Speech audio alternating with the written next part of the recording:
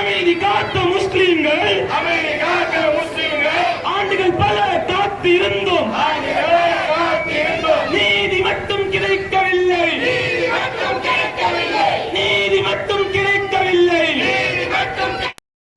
எடுத்துக்காட்டாக இந்த ஜல்லிக்கட்டுக்கான அந்த தடை விதிக்கப்பட்ட பொழுது பெரும்பாலான ஆண்கள்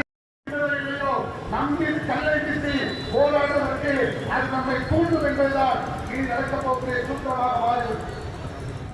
ஆக எனது சமுதாய சொந்தங்களே, பாவல் மக்களை நினைவு கூறுவது எதற்காக என்று சொன்னால் மறக்காமல் இருப்பதுதான் வார்த்த எதிர்ப்பின் இழந்துவிட்டோம் என்று சொல்லக்கூடிய பரம்பரை கிடையாது. இழந்ததை மீட்ட பரம்பரை முஸ்லிம் சமூகம் என்பதை நாம் வரலாற்றில் படித்திருக்கின்றோம்.